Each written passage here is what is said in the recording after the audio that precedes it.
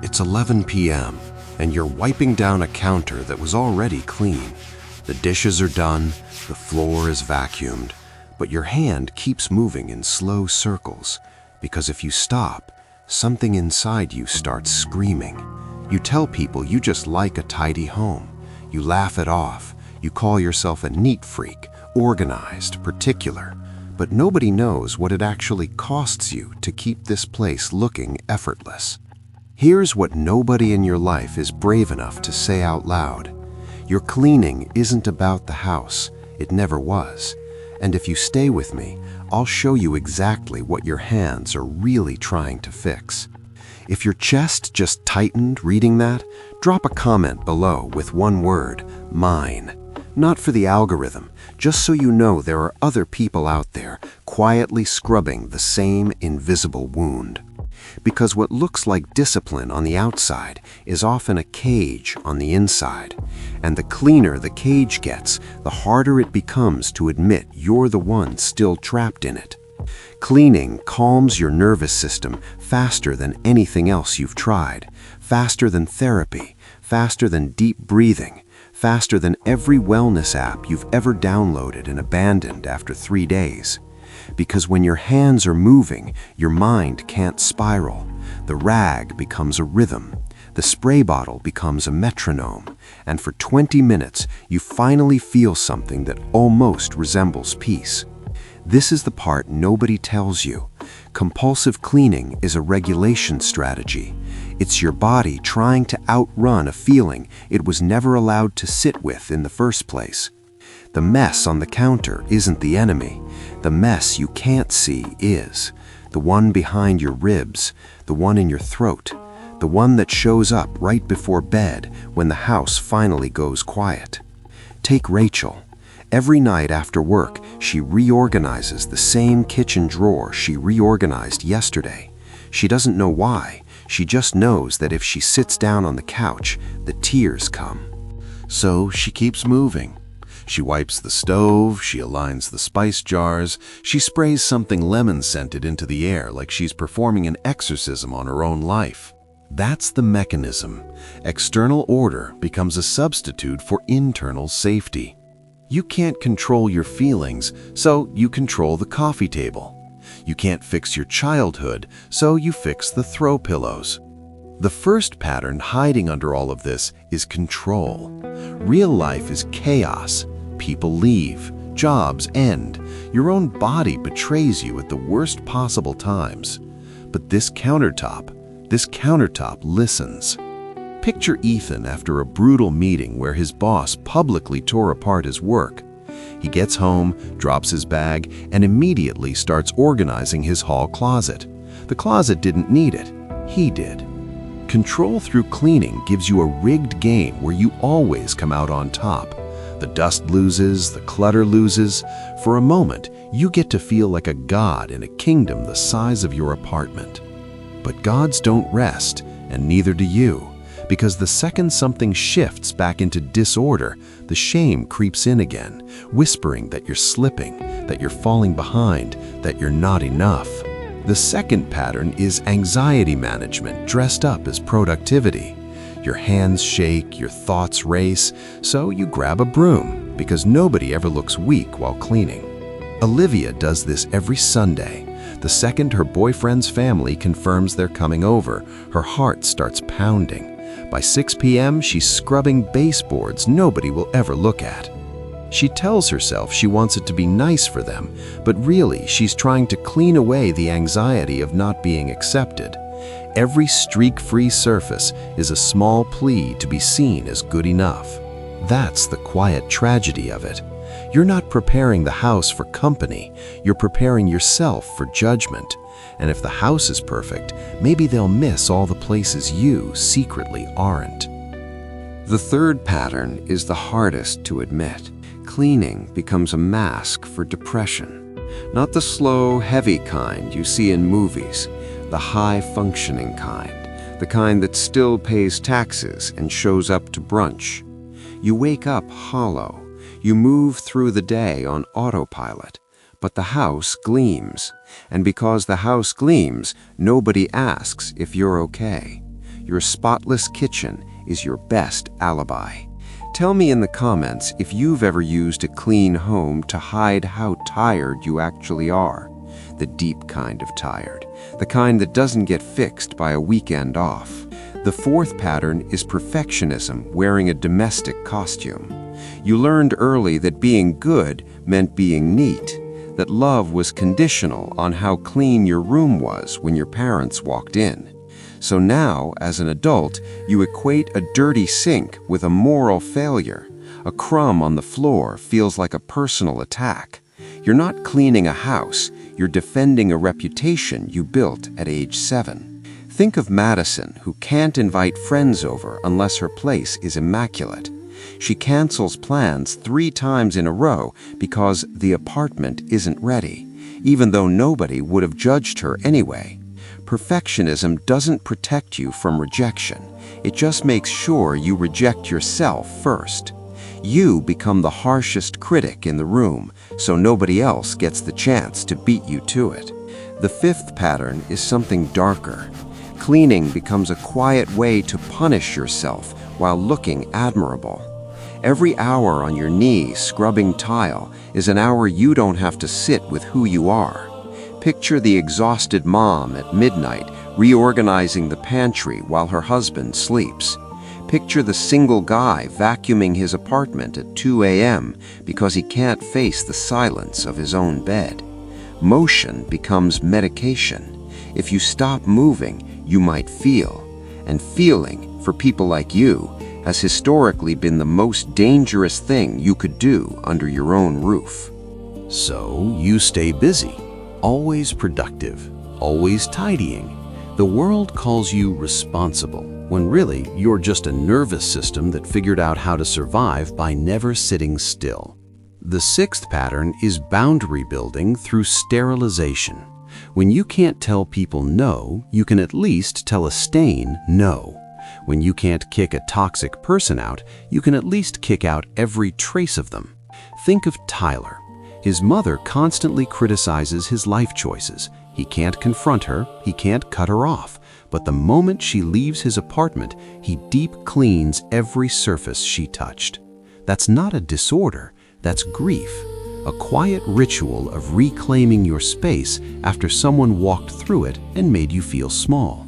You're not sanitizing the counter, you're sanitizing the memory. And here's the trap most people never see coming. The more you clean to feel safe, the unsafe you feel when things get even slightly messy. The very tool that calmed you starts running your life. A single coffee ring on the table stops feeling like a coffee ring. It starts feeling like proof your life is slipping, that you're losing grip, that the carefully built illusion is starting to crack. The seventh pattern is using cleanliness to feel worthy of love. You grew up believing you had to earn your place at the table, and a spotless home became your way of earning it every single day. Chloe does this with her partner. She cleans frantically before he gets home, not because he asked, but because deep down she's terrified that if she ever stops performing, he'll stop loving her. This is the quiet arithmetic of self-abandonment. You're not resting because you haven't earned it yet, and you never feel like you've earned it because the standard keeps moving further away. The scariest part isn't the cleaning itself, it's what happens to your identity when you build it around being the clean one, the organized one, the one who keeps it all together. Because the second your house gets messy, you don't just feel annoyed, you feel like a stranger to yourself. Like the whole structure of who you are is made of freshly folded laundry and alphabetized cabinets. Here's the part that should stop you cold. You didn't choose this identity. You inherited it. Somebody handed it to you before you could speak in full sentences, and you've been carrying it ever since. Jordan found this out the hard way after a bad breakup. She couldn't even look at the dishes in her sink, not from laziness. Cleaning reminded her of a self she no longer recognized, and that terrified her. The eighth pattern is using order to avoid intimacy. A perfectly clean home is often a home that has nobody messy enough, close enough, or alive enough inside it to disturb anything. Because real love is a little chaotic. It leaves socks on the floor. It forgets to put the cap back on the toothpaste. It spills coffee on the rug while laughing too hard at a dumb joke.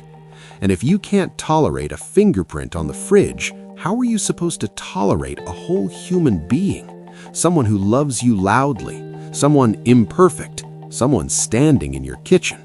Some of you don't have a cleaning problem. You have an intimacy problem wearing rubber gloves. The house is easier to love than the people in it, because the house never argues back.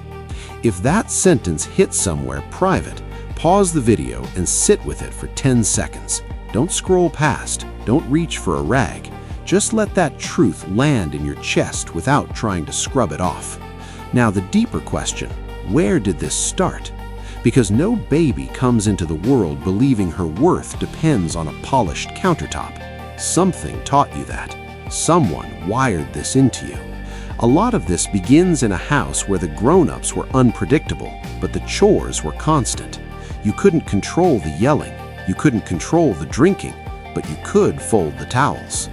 Maybe you had a parent who raged when the house was messy, so cleaning became survival, a preemptive strike. You learned to wipe down the counter before the storm could even form in their eyes. Or maybe you had a parent who checked out, emotionally or physically, and you became the little adult, the one who kept things running. Order wasn't a preference, it was the price of being useful. Think of Marcus, who at age 9 was already doing the dishes every night so his exhausted mom wouldn't cry. Now he's 34, and he still feels guilty the second he sees a spoon in the sink. Or Harper, whose childhood bedroom had to be inspected before she was allowed to eat dinner. Now, at 28, she can't fall asleep if there's even a single cup left out on her kitchen counter. That's not a personality trait. That's a child's nervous system that learned love is transactional and mess is dangerous. And that child is still living inside you, scrubbing, arranging, trying to earn the safety they never got. This is why cleaning feels both soothing and suffocating. Soothing because it reconnects you to an old strategy that once kept you safe. Suffocating because a grown adult shouldn't have to earn permission to exist. And here's the hard truth none of those organized home influencers will say out loud. You're not really cleaning the house. You're trying to clean a feeling that a small version of you was never allowed to express. The shame, the fear, the loneliness, the rage that had nowhere to go. No matter how many surfaces you disinfect, that residue doesn't disappear. It just waits for you in the quiet, right before sleep. So what actually changes this? Not throwing out your cleaning supplies, not forcing yourself to live in chaos. The shift is smaller, quieter, and far more uncomfortable than that. It's a Tuesday night. You just got home. The usual urge rises, that pull to grab the spray bottle and start the ritual. But this time, you set your keys down and you don't move. You just stand there. And for the first time in years, you feel the thing the cleaning was covering. Maybe it's loneliness. Maybe it's the text he never sent back. Maybe it's the creeping sense that this isn't the life you imagined. It's awful. Your skin wants to crawl out of the room. Your hand twitches toward the cabinet where the supplies live, but you stay there, breathing, until the wave finally crests and breaks on its own. That's the moment everything begins to change.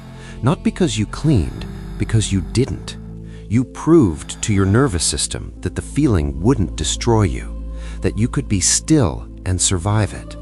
Over time, you start letting people see your space before it's perfect.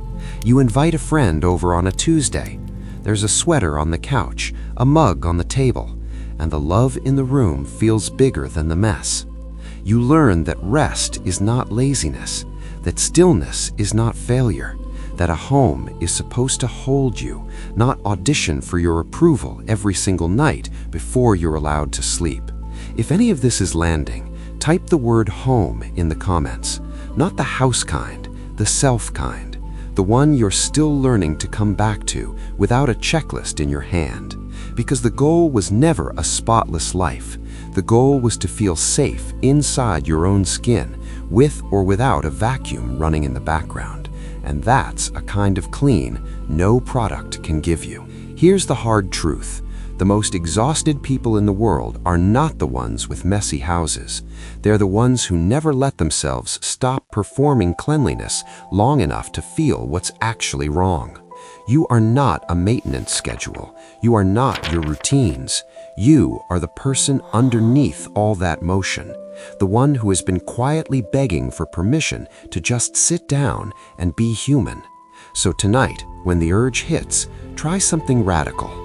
Put down the rag, sit on the floor, breathe, and let the room be a little imperfect while you finally let yourself be fully, messily, beautifully alive.